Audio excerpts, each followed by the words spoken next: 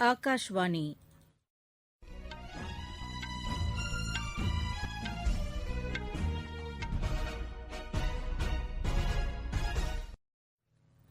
செய்திகள் வாசிப்பவர் ஜமீர் அக்தர்.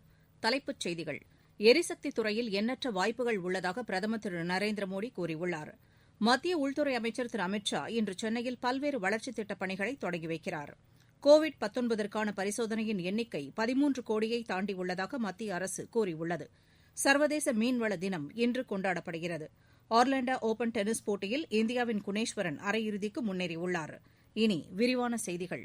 எரிசக்தித் துறையில் எண்ணற்ற வாய்ப்புகள் உள்ளதாக பிரதமர் திரு நரேந்திர மோடி கூறியுள்ளார். குஜராத்தில் உள்ள பண்டிட் தீன்தயாள் பெட்ரோலியம் பல்கலைக்கழகத்தின் பட்டமளிப்பு விழாவில் காணொலி காட்சி வாயிலாக இன்று அவர் உரையாற்றினார். இந்த பல்கலைக்கழகத்தில் பட்டம் பெற்றவர்கள் சுயசார்பு இந்தியா இயக்கத்திற்கு வலு சேர்ப்பார்கள் என்று அவர் நம்பிக்கை தெரிவித்தார்.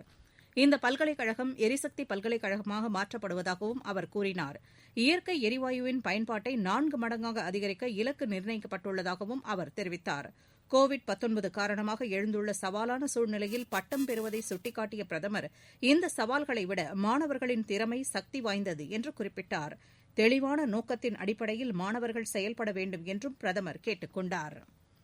மத்திய உள்துறை அமைச்சர் திரு அமித் ஷா இன்று சென்னை வருகிறார். சென்னை கலைவாணர் அரங்கில் இன்று மாலை 4:30 மணி அளவில் நடைபெறும் நிகழ்ச்சியில் திருவள்ளூர் மாவட்டம் தேர்வாய்கண்டிகையில் 400 கோடி ரூபாய் செலவில் கட்டப்பட்டுள்ள புதிய நீர்த்தேக்க திட்டத்தை மக்கள் பயன்பாட்டிற்காக அர்ப்பணிக்கிறார். 61,843 கோடி ரூபாய் செலவில் சென்னை மெட்ரோ ரயிலின் 2ஆம் கட்ட திட்டப்பணிகளுக்கும் அவர் அடிக்கல் நாட்டுகிறார். கோவை அவினாசி சாலையில் 1,620 கோடி ரூபாய் செலவில் உயர்மட்ட சாலை திட்டம், கரூர் மாவட்டம் புகழூரில் 406 கோடி ரூபாய் செலவில் காவிரி ஆற்றின் குறுக்கே கதவணை கட்டும் திட்டம், சென்னை வர்த்தக மையத்தை 309 கோடி ரூபாய் செலவில் விரிவுபடுத்தும் திட்டம், வல்லூரில் 900 கோடி ரூபாய் செலவில் பெட்ரோலிய முனையம் அமைக்கும் திட்டம், சென்னை காமராஜர் துறைமுகத்தில் 900 கோடி ரூபாய் செலவில் புதிய இறங்குதளம் அமைக்கும் திட்டம் ஆகியவற்றிற்கும் திரு அமித் ஷா இன்று அடிக்கல் நாட்டுகிறார். முதலமைச்சர் திரு எடப்பாடி பழனிசாமி தலைமையில் நடைபெறவுள்ள இந்த நிகழ்ச்சியில் துணை முதலமைச்சர் திரு ஓ பன்னீர்செல்வம் மற்றும் அமைச்சர்கள் பலர் பங்கேற்கின்றனர். கோவிட்-19க்கான தடுப்பு மருந்து கண்டுபிடிக்கப்பட்டவுடன் அதனை சீராக விநியோகம் செய்வதற்கான திட்டம் இறுதி செய்யப்பட்டுள்ளதாக மத்திய சுகாதாரத்துறை அமைச்சர் டாக்டர் ஹர்ஷ்வர்தன் கூறியுள்ளார். இந்திய தொழில் சம்மேளனத்தின் தேசிய குழு கூட்டத்தில் அவர் உரையாற்றினார். இந்த நோய் தொற்று பரவலை கட்டுப்படுத்துவதற்காக முன்களத்தில் பணியாற்றி வரும் சுகாதார சேவை பணியாளர்களுக்கு முன்னுரிமை அடிப்படையில் தடுப்பு மருந்து வழங்கப்படும் என்றும் அவர் கூறினார்.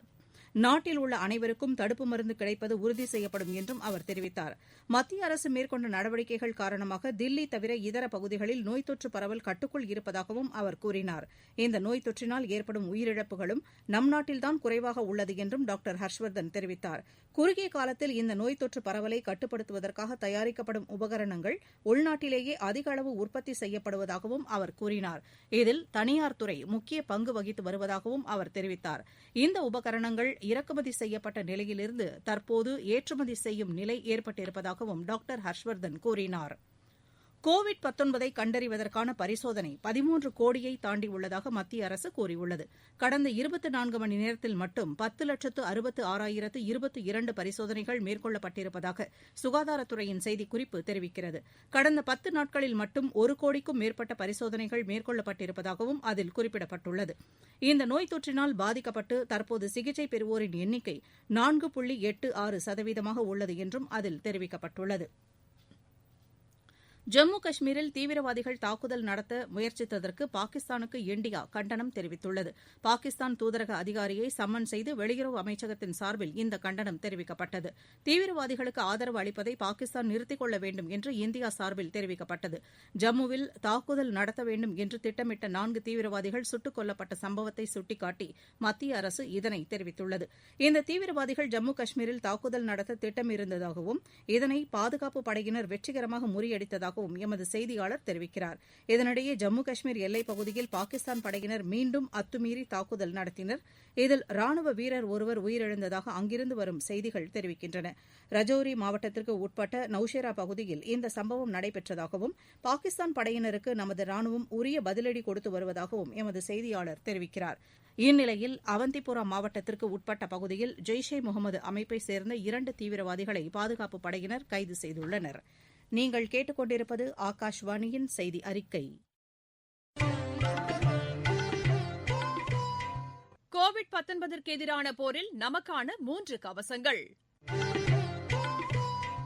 முகக்கவசம் அணிவோம், தனிநபர் இடைவெளியை கடைபிடிப்போம், கை மற்றும் முக சுத்தம் பராமரிப்போம். சர்வதேச மீன்வள தினம் இன்று கொண்டாடப்படுகிறது. இதனையொட்டி முதல் முறையாக மீன்வளத்துறையில் சிறப்பாக செயல்பட்ட மாநில அரசுகளுக்கு மத்திய அரசு விருதுகளை வழங்குகிறது. சிறந்த கடலோர மாநிலத்திற்கான விருது ஒடிஷாவுக்கு வழங்கப்படுகிறது. மத்திய மீன்வளத்துறை இணையமைச்சர் திரு லட்சுமி நாராயண் சௌத்ரி புதுதில்லியில் நடைபெறும் நிகழ்ச்சியில் இந்த விருதுகளை வழங்குகிறார். தமிழ்நாடு மீன்வள மேம்பாட்டுக் கழகம் சிறந்த நிறுவனத்திற்கான விருதினை பெறுகிறது. இந்நாளையொட்டி மீனவர்கள் நலனுக்காக நிறைவேற்றப்பட்ட திட்டங்களையும் மத்திய அரசு பட்டியலிட்டுள்ளது. இந்த துறையின் வளர்ச்சிக்காக அடுத்த 5 ஆண்டுகளில் 20,050 கோடி ரூபாய் மதிப்பீட்டில் திட்டம் ஒன்று செயல்படுத்தப்படுகிறது. மீன் உற்பத்தியை பெருக்குவதற்கும் அந்த துறையின் நவீன உபகரணங்கள் பயன்பாட்டினை அதிகரிப்பதற்கும் இந்த திட்டம் உதவிடும் என்றும் மத்திய அரசின் செய்திக்குறிப்பு தெரிவிக்கிறது. வடகிழக்கு பருவமழை தீவிரமடையும் பட்சத்தில் அதனை எதிர்கொள்வதற்கு தேவையான அனைத்து முன்னெச்சரிக்கை நடவடிக்கைகளும் மேற்கொள்ளப்பட்டிருப்பதாக வருவாய்த்துறை அமைச்சர் திரு உதயகுமார் கூறியுள்ளார். இன்று சென்னையில் செய்தியாளர்களிடம் பேசிய அவர், மாநிலம் முழுவதும் 4000த்திற்கும் மேற்பட்ட பகுதிகள் பாதிக்கப்படக்கூடும் என கண்டறியப்பட்டுள்ளதாக தெரிவித்தார். அப்பகுதிகளில் விரிவான முன்னெச்சரிக்கை நடவடிக்கைகள் மேற்கொள்ளப்பட்டிருப்பதாகவும் அமைச்சர் கூறினார். தமிழகத்தில் வாக்காளர் பட்டியலில் திருத்தங்களை மேற்கொள்வதற்கான முகாம் இன்று நடைபெறுகிறது. மாநிலம் முழுவதும் வாக்குச்சாவடி மையங்களில் நடைபெற்று வரும் இந்த முகாம்களில் பெயர் சேர்த்தல், நீக்குதல், திருத்தங்களை மேற்கொள்வதற்கான விண்ணப்பங்கள் பெறப்பட்டு வருகின்றன. இத்தகைய முகாம் நாளையும் நடைபெறவுள்ளது. அரியர் தேர்வை ரத்து செய்ததில் எந்த விதிமீறலும் இல்லை என்று தமிழக அரசு சென்னை உயர்நீதிமன்றத்தில் கூறியுள்ளது. இது தொடர்பான வழக்கில் தமிழக அரசு சார்பில் தாக்கல் செய்யப்பட்ட பதில் மனுவில் இது தெரிவிக்கப்பட்டுள்ளது. அனைத்து பல்கலைக்கழகங்களுடன் ஆலோசனை நடத்திய பின்னர்தான் அரியர் தேர்வு ரத்து செய்யப்பட்டதாகவும் அதில் குறிப்பிடப்பட்டுள்ளது. கோவிட்-19 காரணமாக மன உளைச்சல் மற்றும் உளவியல் ரீதியிலான பாதிப்புகளுக்கு மாணவர்கள் உள்ளாகி இருப்பதாகவும், ஊரடங்கு காரணமாக கல்லூரிகள் மற்றும் விடுதிகள் மூடப்பட்டதாகவும் அந்த பதில் மனுவில் குறிப்பிடப்பட்டுள்ளது. இதனை கருத்தில் கொண்டு மாணவர்களின் நலனை கருத்தில் கொண்டுதான் அரியர் தேர்வு ரத்து செய்யப்பட்டதாகவும் அந்த பதில் மனுவில் தெரிவிக்கப்பட்டுள்ளது. மாணவர்களுக்கான சரிசமமான குறைந்தபட்ச மதிப்பெண் வழங்கப்படும் என்றும், திருப்தி அடையாத மாணவர்கள் தேர்வுகளை எழுதி மேம்படுத்திக் கொள்ளலாம் என்றும் அதில் குறிப்பிடப்பட்டுள்ளது. திமுகவிலிருந்து நீக்கப்பட்ட முன்னாள் நாடாளுமன்ற உறுப்பினர் திரு கே.பி. ராமலிங்கம் இன்று பிஜேபியில் இணைந்தார். சென்னையில் பிஜேபியின் தமிழக விவகாரங்களுக்கான பொறுப்பாளர் திரு சி.டி. ரவி முன்னிலையில் அவர் பிஜேபியில் இணைந்தார். இந்தியா, அமெரிக்கா, ஆஸ்திரேலியா, ஜப்பான் கடற்படையினர் வங்கக்கடல் மற்றும் அரபிக்கடலில் 2 கட்டங்களாக நடத்திய கூட்டுப் பயிற்சி நேற்று நிறைவடைந்தது. நட்பு நாடுகளுக்கு இடையே கூட்டுப் பயிற்சி மேற்கொள்ளும் நடவடிக்கையின் ஒரு பகுதியாக இந்த கடற்பயிற்சி மேற்கொள்ளப்பட்டது. இதில் அதிநவீன நீர்மூழ்கி கப்பல்களும் பங்கேற்றதாக எமது செய்தியாளர் தெரிவிக்கிறார். குஜராத்தில் இன்று நேரிட்ட சாலை விபத்தில் 7 பேர் உயிரிழந்தனர். சுரேந்திரா நகர் மாவட்டத்திற்கு உட்பட்ட பட்டி பகுதியில் காரும் லாரியும் மோதிக்கொண்டதில் இந்த விபத்து நேரிட்டதாக காவல்துறையினர் தெரிவித்தனர். மணிப்பூரில் இன்று காலை நிலநடுக்கம் ஏற்பட்டது. அம்மாநிலத்தின் உக்ரூலுக்கு கிழக்கே 40 கிலோமீட்டர் தொலைவில் காலை 10:15 மணி அளவில் ஏற்பட்ட நிலநடுக்கம் ரிக்டர் அளவில் 4ஆக பதிவானது. ஆர்லாண்டோ ஓபன் டென்னிஸ் போட்டியில் இந்தியாவின் குணேஸ்வரன் அரையிறுதிக்கு முன்னேறியுள்ளார். நேற்று நடைபெற்ற ஆடவர் ஒற்றையர் பிரிவு காலிறுதி ஆட்டத்தில் அவர் 6-0, 6-3 என்ற செட் கணக்கில் கஜகஸ்தானின் டிமிட்ரி பாப்கோவை வென்றார். எகிப்தில் நடைபெற்று வரும் சர்வதேச சேலஞ்சர் டென்னிஸ் போட்டியின் ஆடவர் இரட்டையர் பிரிவில் இந்தியாவின் பாந்தியா, இங்கிலாந்தின் எய்டன் மிக்கக் இணை இறுதி ஆட்டத்திற்கு முன்னேறியுள்ளது. நேற்று நடைபெற்ற அரையிறுதி ஆட்டத்தில் இந்த இணை 6-3, 6-4 என்ற செட் கணக்கில் இந்தியாவின் ராவத், கனடாவின் கெல்சி ஸ்டீவன்சன் இணையை வென்றது. ஐஎஸ்எல் கால்பந்து போட்டியில் மும்பை அணி இன்று ஒருங்கிணைந்த வடகிழக்கு அணியை எதிர்கொள்கிறது. மீண்டும் தலைப்புச் செய்திகள். எரிசக்தி துறையில் எண்ணற்ற வாய்ப்புகள் உள்ளதாக பிரதமர் திரு நரேந்திர மோடி கூறியுள்ளார். மத்திய உள்துறை அமைச்சர் திரு அமித் ஷா இன்று சென்னையில் பல்வேறு வளர்ச்சித் திட்டப் பணிகளை தொடங்கி வைக்கிறார். கோவிட்-19ற்கான பரிசோதனையின் எண்ணிக்கை 13 கோடியை தாண்டியுள்ளதாக மத்திய அரசு கூறியுள்ளது. சர்வதேச மீன்வள தினம் இன்று கொண்டாடப்படுகிறது.